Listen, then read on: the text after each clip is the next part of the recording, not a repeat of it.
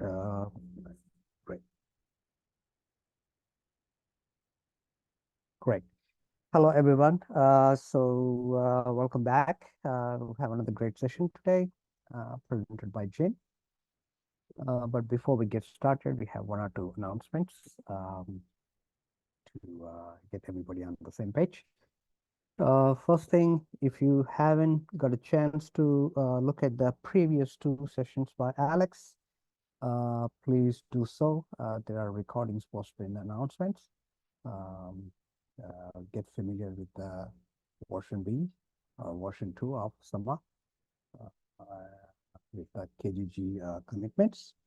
So it's at least for me, it's a very intellectually challenging and very exciting to learn these new cryptographic commitments. I feel the same. You guys also feel the same way. And then the second announcement is regarding the Binance bounty. I think it's time to wrap it up, finalize your reports, and send any of the residents or any, a gist or private message or document, anything that you have. So write it up, wrap it up, and let's give 100% focus to Summa's version B. And the final announcement is we have Yingtong's special guest lectures rescheduled for April 5th. So don't miss this. This will be a great session. He's a great teacher.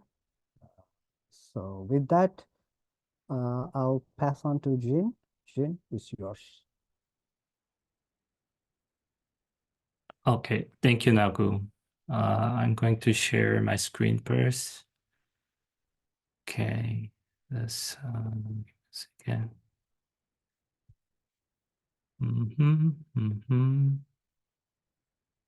Okay, can you see my screen right now?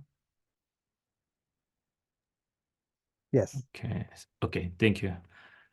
Hello, everyone. This is Jean. This is my second presentation for Summa contract. In this session, is our second version, Summa version B. And today I'm going to, oh, sorry. It's a little bit late responses. Okay, let's start by introducing the major changes in version B. Its most changes are related in verifiers. And then I'm going to introduce the verifying key contract for the verifiers, and also new verifier contract for KGG proofs. Before move on, I would like to point out that there are no changes to Summa's solvency flow in version B. Simply, I can say the custodian start the round by submitting a commitment to Summa contract, and user can verify their proof on the same contract. It's the same flow in previous our version in Murchison tree approach. Okay. Next slide. So one of the significant updates in Summa contract for version B is the requirement for multiple verifier contract for constructor. Unlikely version A, where the inclusion verifier was used for verifying GK snark proofs. In version B, I forgot to label on side this code snippet. Left one is version A, right side is version B. Of course, you guys know, but however, anyway, in version B, the inclusion verifier is for KGG proof. Additionally, what we now refer to as the GK-SNARK verifier is named the I think it's not clickable in the slideshow. No. Just let it response. Okay, just don't click again. I don't click again. Okay, additionally, what we now name the polynomial interpolation verifier in the code, which is the it manages the proof generated by univariate grandson circuit. It's introduced by Alex last session.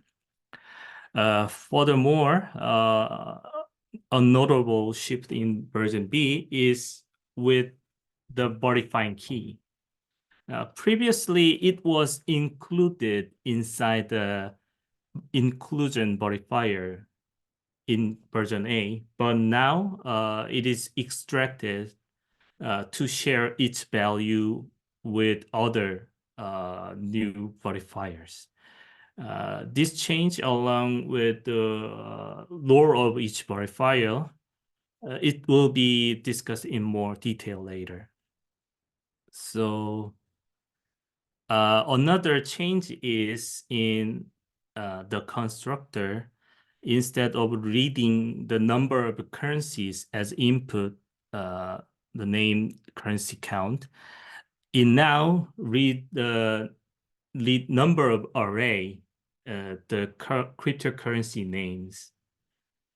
At this point, I want to emphasize that version B contract is also, like in version A, is focused on gas efficiency. So Summa contract includes the information of cryptocurrency in its configuration instead of publishing the information at every commitment.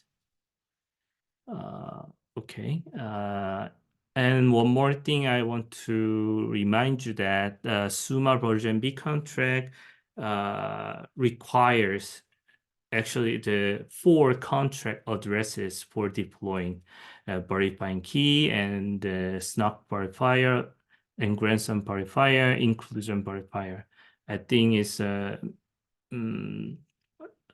name. Its name on the constructor is a polynomial interpolation verifier. I will shortly call SNARK verifier in later. Okay, this going to next. Okay, now we can discuss about the submitting commitment process. In version A of Summa contract, when custodians submitted a commitment, they simply submit a root hash of the worker sum tree with root balances, which is the total balance of the cryptocurrencies. However, in version B, there are now 2 proofs required for submitting a commitment. The first one is GK-SNARK proof, specifically the GK-SNARK proof that is generated with the univariate grandson circuit. The second proof required is KGG proof for grand total sum of the cryptocurrency balances. This proof checks that the total balances are correctly validated against the balanced polynomial in the circuit.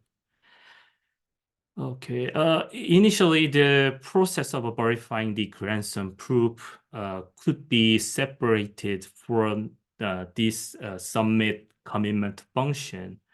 However, this would mean that the custodian needed to perform an extra transaction for this verification. So to improve usability in here, the verification of grandson proof and GK snap proof sequentially within same transaction.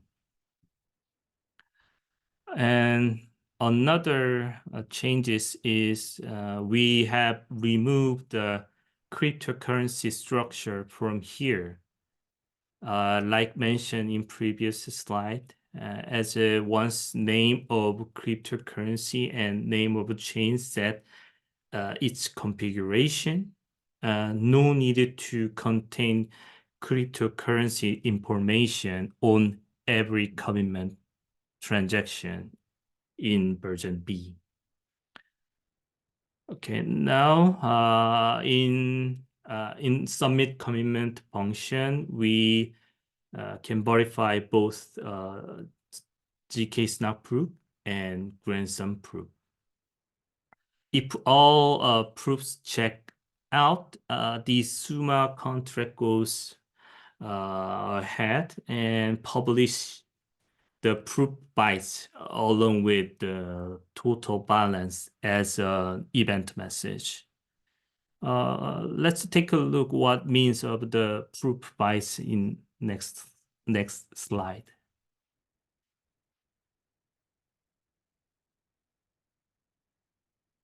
See, in also version B, the submit commitment function verify the proofs with each verifier as and valid commitments and proofs are stored in commitments mapping.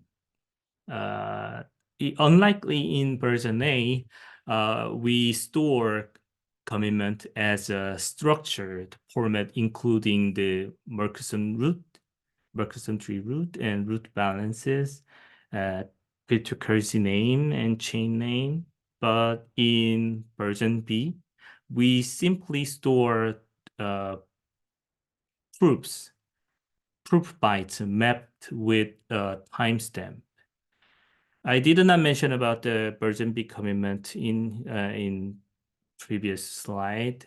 What is the byte in the version B commitment in here?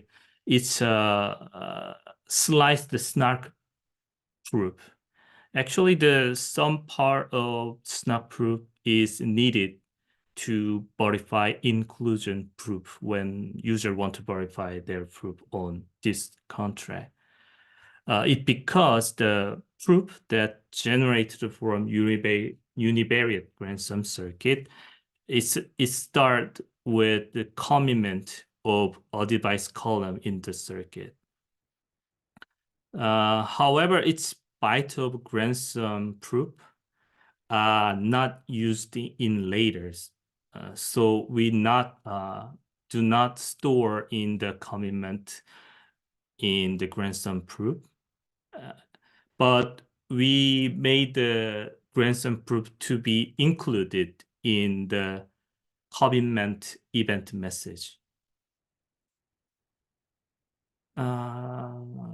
Yes, and like in version A, the user receive inclusion proof with a timestamp, and then they can verify the proof with the timestamp in Summa contract, as you can see, like in here.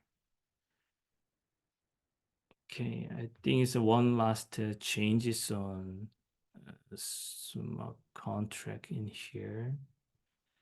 And then I can take a question. Okay, it's a little bit slow changes my slide. Okay, in this slide, I'm going to address verify inclusion proof method in here. This method now includes an extra input called the challenges, which is a significant alteration in the process in version B.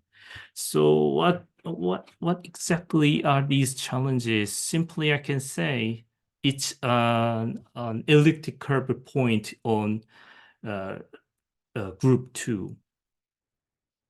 If you are familiar with the pairing, you may record that eventually finding specific points on the elliptic curve on group T with G1 and G2. However, in solidity, especially on the EVM, the operation on G2 group quite expensive, so it's not supported as a precompiled contract, unlikely supporting operation on G1. Okay, and back to the verification inclusion proof. These challenges are generated from the user index actually, and the proof generated by the actual prover. So resulting in it's a unique point on the G2 group and by user. Another small changes in the inclusion verifier in here. We renamed the as the value in the version A.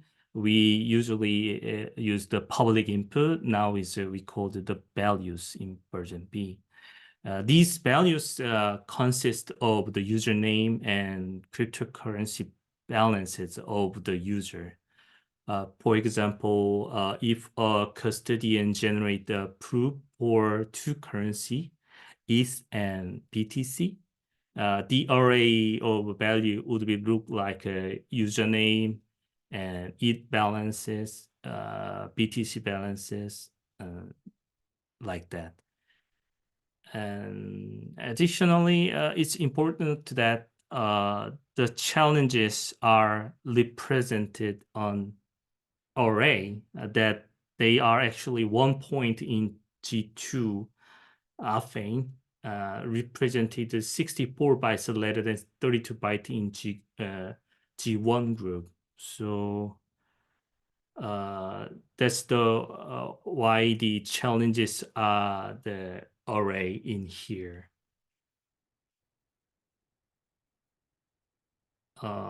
Okay, I already said before in version A, and the proof is a SNOC proof, but in version B, the inclusion proof is a KGG proof.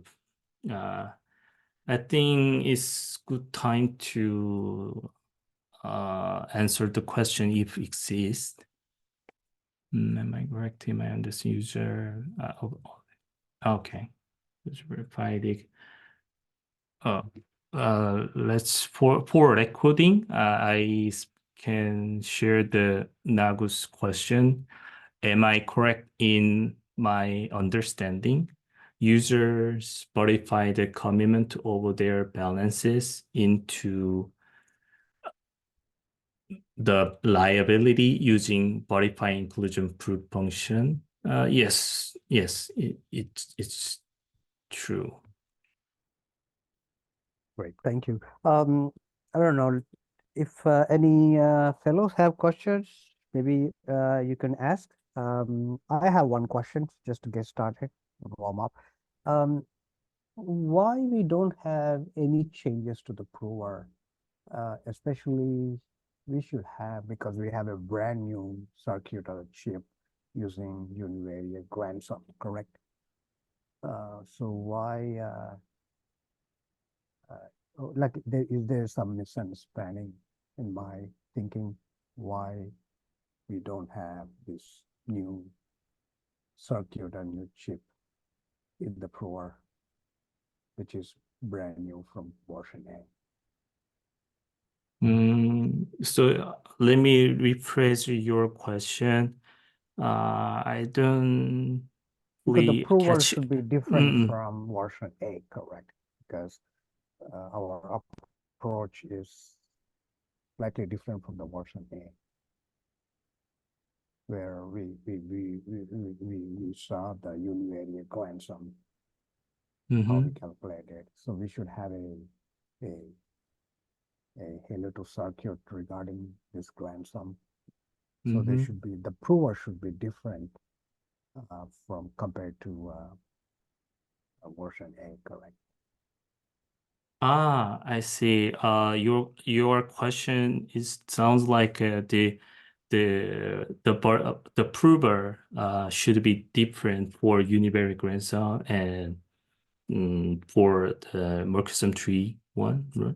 Is that Correct. Yeah, we should have a brand new prover in the core base. Oh, actually, it is not. You can think like many fellows and auditor attendees in this auditing. I believe they are already familiar with the internal structure of the Summa repository. There is a entry structure, right? In the univariate grandson also use the entry, the same structure. They also have a username and balances of the different currencies in here. So if I'm custodian and prover also, we can they can choose the prover using the univariate grandson circuit or the Murchison tree circuit. They can both. Okay, But got it. Yeah. Yeah. Because we like in the last session we also saw a completely new concept, chunking, right? Ah, I was yes. thinking, because that's Maybe why I I was can try. Maybe I can try to add something to the answer. So the answer is actually that the verifier, especially smart contract verifier, is the same as, or let's say very similar to Summa v1, for a reason that the verifier is just verifying this kind of snark that we are using here. And if we remember that a snark consists of mostly two things, it is the polynomial commitment scheme and the polynomial interactive oracle proof. So in case of Halo 2 and in case of Summa, we're still using the same kind of polynomial commitment scheme, which is KZG, which was also used under the hood in Summa v1. And of course, the interactive oracle proof stays absolutely the same. It is still Plonk. It is still a Plonk circuit, which means that the verifier for any kind of Halo 2, I mean, for this implementation of Solidity of the converter of the circuit into verifier, the verifier will essentially look the same. The only difference will be, of course, in the verifying key. And in V2, the verifying key is deployed separately, and you can study it separately from the rest of the verifier code.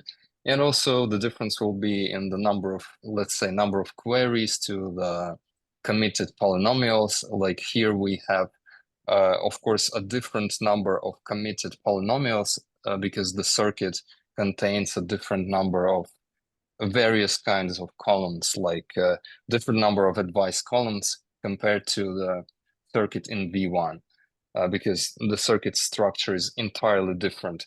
But in principle, the verifier is very similar. It's still verifying the same kind of Halo 2 proof. Because the backend is the same in both VA Yes, and VB. exactly. Yeah.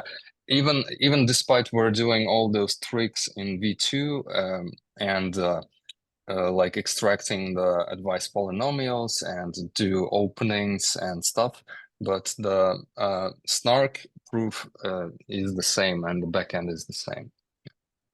and the same goes for because of the range checks also, right? Because how we perform the range checks between version A and version B are they're slightly different. Well, yeah, range Ah. checks are part of the circuit, but they are not influencing the contracts in any way. I mean, they do because, of course, they add extra columns, which means that the proof transcript will contain more points, and the verifier will need to check all those points as well. But in general, it's like the verifier is generally very unaware of the specific constraints or gates that you have in the circuit. Yeah, makes sense. Thank you so much. Anybody Thank else? you, Alex. Questions? Thank you.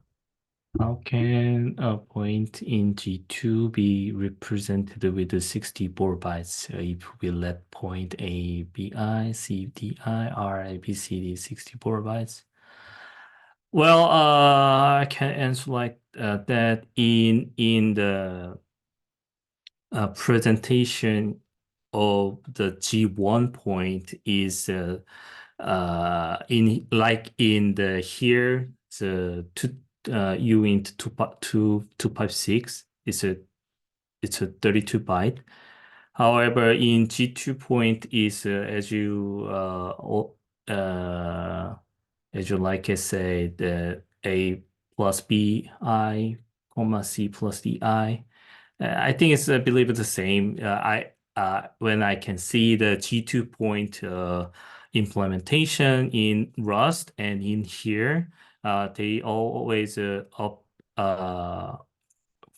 four word in the solidity in the Rust implementation is the 232 to use 32 type in the case. Is that what you are?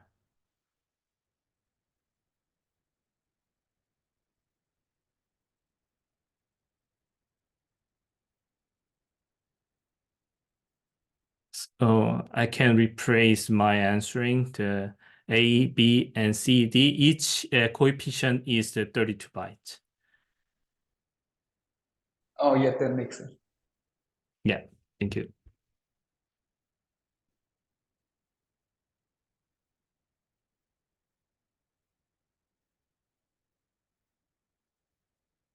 Okay, I think it's no more question for now. Can I move on? Yes. Okay.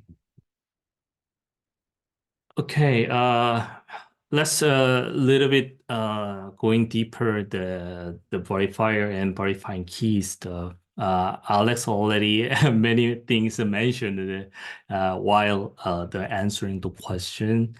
In here, the verifier contract or version A had I already mentioned it had a verifying key inside the contract.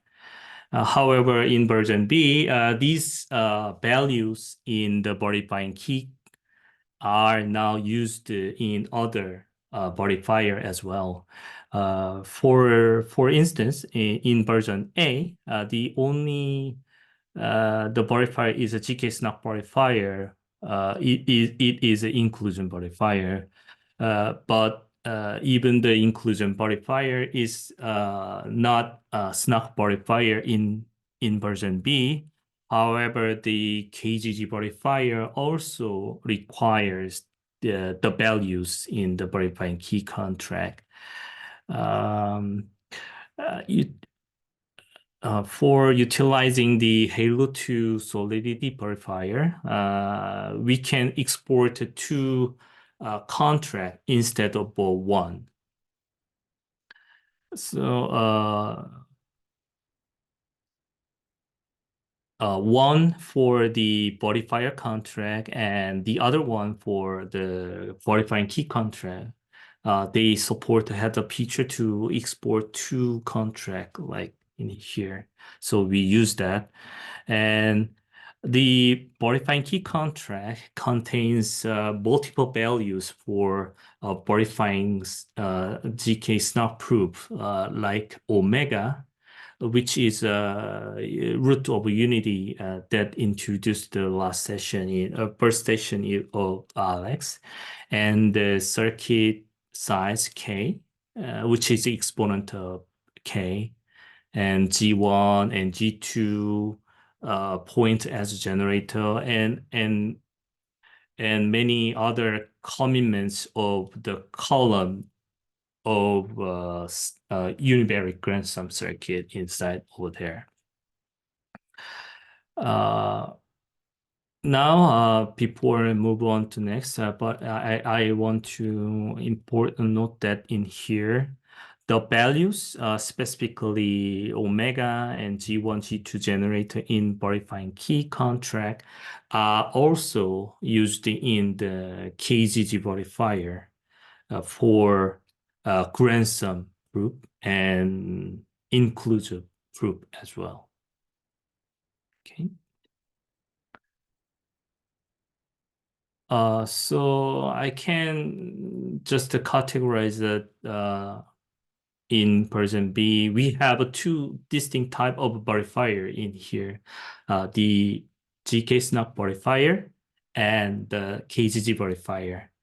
The SNOC verifier is for the proof that generated from univariate grand sum circuit. It's essentially the SNOC verifier ensure that values in balanced polynomial are not overflow in our case in Summa.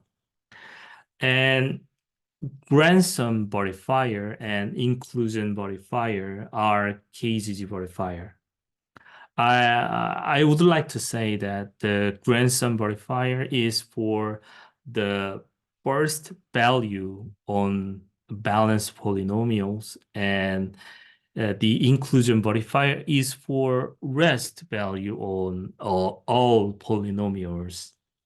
That includes balanced polynomial, also user ID polynomial as an aspect of view in the univariate grand sum circuit. Okay, let's examine each verifier more closely one by one.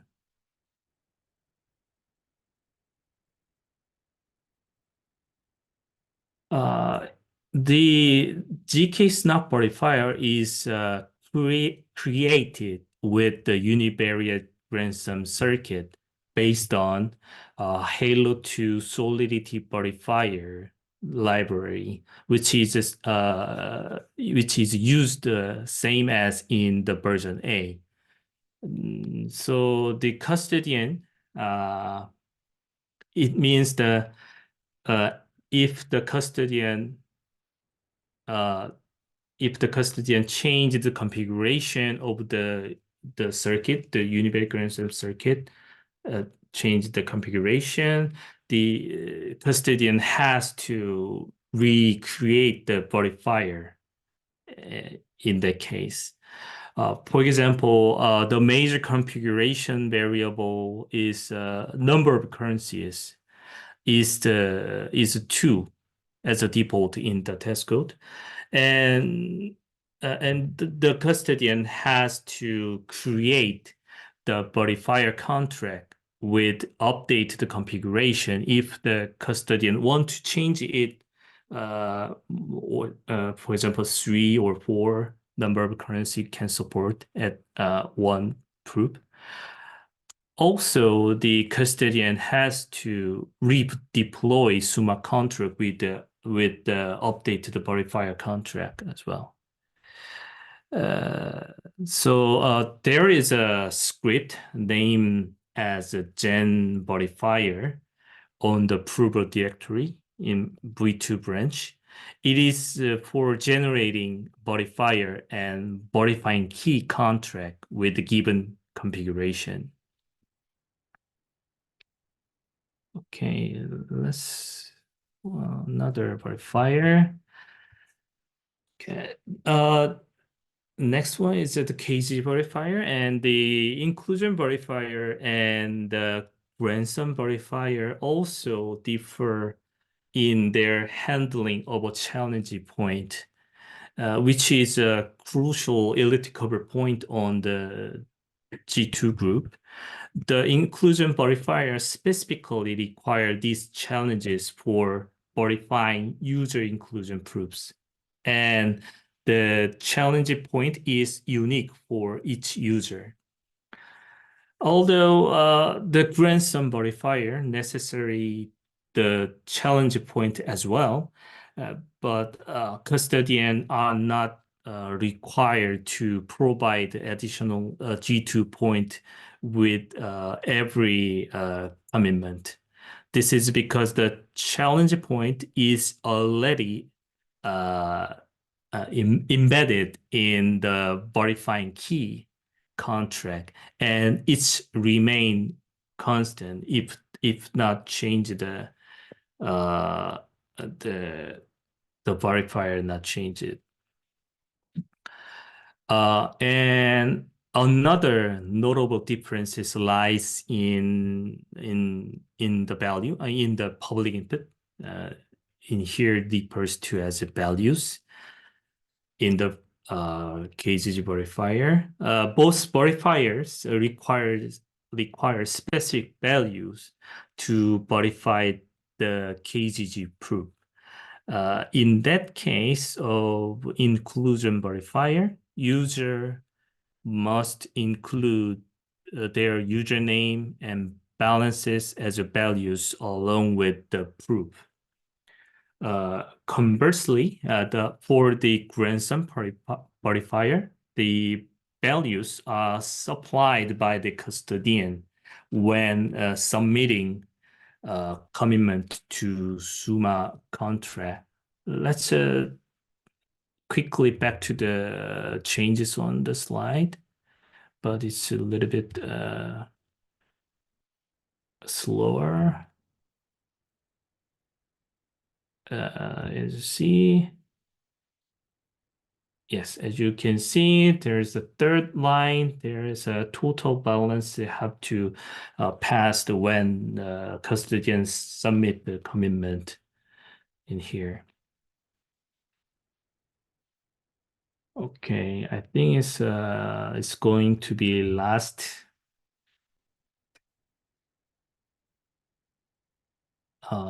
slide. So I would like to recap with the major changes point in the version B contract. There are 3 verifier contract right now. One for the univariate grandson circuit is for GK snap proof, and other 2 is for KZG proof. That one is grandson, and the other one is the inclusion proof. And 1 verifying key contracts are required. And the commitment is an array of bytes formed by GK snap proof. And I think it's wrongly written in here. I should the second sentence is in the as a commitment message is correct, but in storing the commitment is wrong. Only SNOC proof is registered in the commitment, not the ransom proof. So yeah. So you should have to think about it when you read it. And the KZG verifier, the grandson and inclusion verifier are required the commitments for verifying its proof. And lastly, the inclusion verifier needs the challenge point for verifying inclusion proof. Yes, I think that's all my preparation today.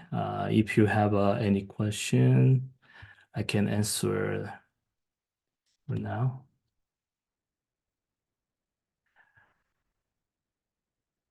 Would you explain again the fix in the last slide? Oh, okay. The second one is So this is a process when the custodian submit a commitment in the Summa contract. In here, the custodian have to deliver the snark proof and the grandson proof, and the submit commitment function. I think better to share up to the slide submitting commitment. Okay, yes. And as you can see, during the performing the submit commitment, first snark proof is checking the validity of the snark proof, and then check the grandson proof. After that, the submit commitment to storing the slice of snark proof in the commitment structure. And then lastly, they submitting emit the events includes the snark proof and grandson proof. So to the last slide, the commitments is created from combined those two proofs. Actually, it's not correct, perfectly correct, but it's only correct in publishing the event message is two proofs the event message, but only snark proof is storing in the commitment mapping. I think it's I hope that answer to your question.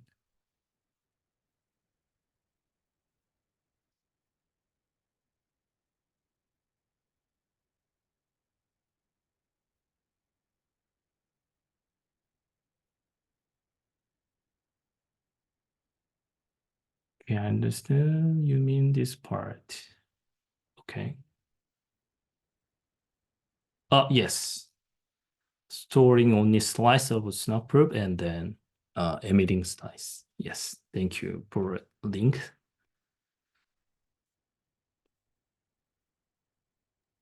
Great. Any other questions? The separation of the verification key, Jen, this is something coming from Halo 2 lib, right? Because I remember when he was talking about Axiom v2, he was talking about abstracting of the verification key. Am I correct, or? I'm not sure this is coming from the Halo 2 library. It's coming from, we use the Halo 2 solidity verifier library. So internally, maybe they are using some key extraction by the Halo 2 library, but I could not answer the better. They have only the feature. They have a feature on the Halo 2 solidity verifier. There's a key separation feature in that library. Mhm.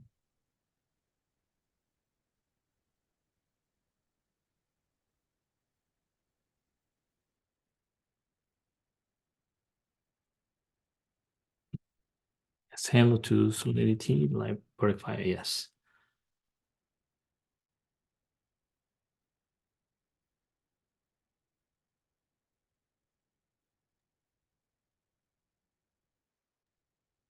Yeah, I was just wondering if this was the result of this feature from, but it's something. It's just something I wanted to. It's just an interesting tidbit on the side. That's all. Okay. Thank you for question. I have a rhetorical question, but the challenge here is a single opening, correct? I mean, the current version B doesn't support the batch mode opening, correct? Yes. Actually, use the same challenge point. The inside the modifier, the KGG modifier, they you iterate every polynomial inside on the circuit. Yes. Okay, thank you.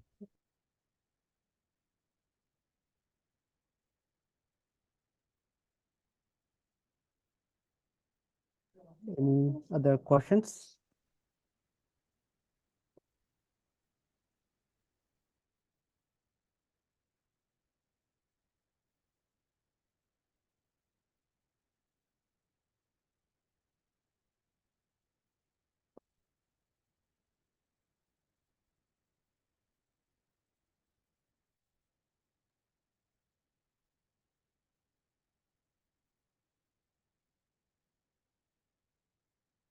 Are there any All right. parts in the Oh, sorry. contracts, Jin, that you recommend fellas to focus on?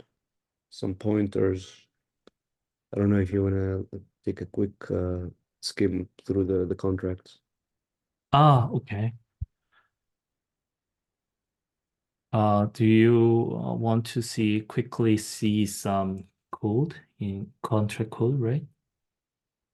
If you think there is specific aspects that fellows should be focused on, I am thinking, for example, maybe some fuzzing of the input to the functions, things like that might be an interesting approach. Yeah. Just The wondering what type of analysis or tinkering that they can that can be done here. So I'm thinking maybe fuzzing of input data, function I input data, see. maybe. I see.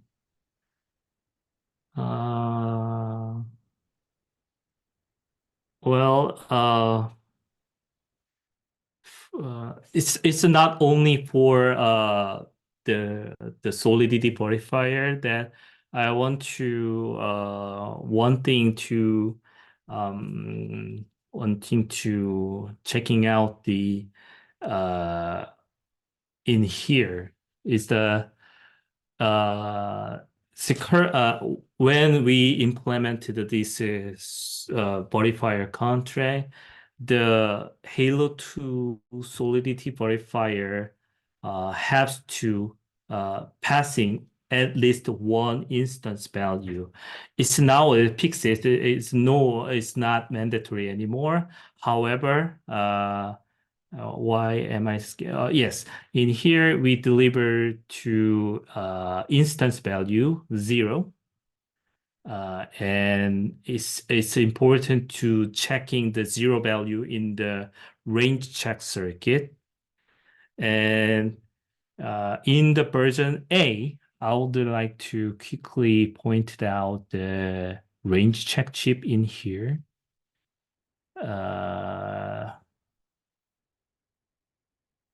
It's related to the verification step in the univariate grand sum circuit. So I want to sharing this moment to at least give you have a good point of see, yes, range check. At the end, the chip is very, very similar in the version A, but we want to use all the low in the circuit, so we switch it a little bit late in here. Constraint constant. Oh, I think it's still remaining in here. No. Oh, sorry. It's outdated branches. So this one is range sorry, it's missed. This one is a version A's range check. In here, use the constraint constant method is here. Internally, they are doing the add the zero value, this right side input, the zero value into the fixed column, and then comparing. But in our case, in version B case, we don't use the constraint constant anymore. Instead, we are using the instance value, what we passing on the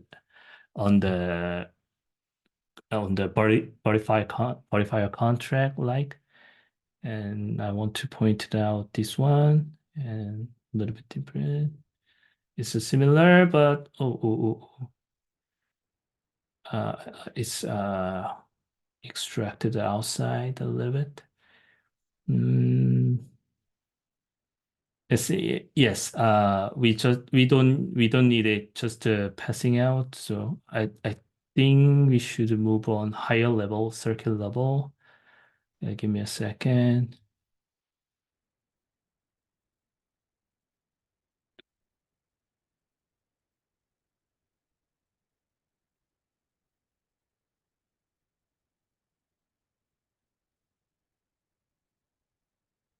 Maybe I cannot.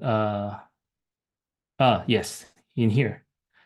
Instead of a constraint constant, we are using right now constraint instance instead of that. So maybe the fellows can check this zero check, the circuit level, include the contract side. You may check for that.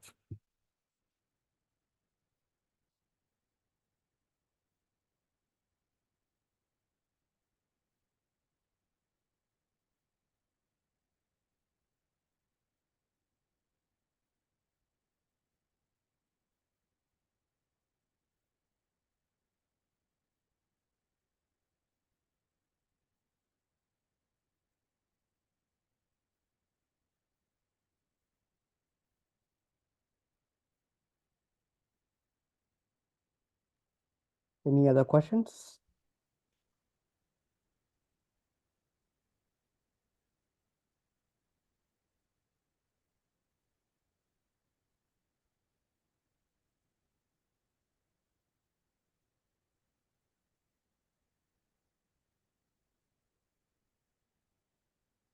All right, so let's thank Jin.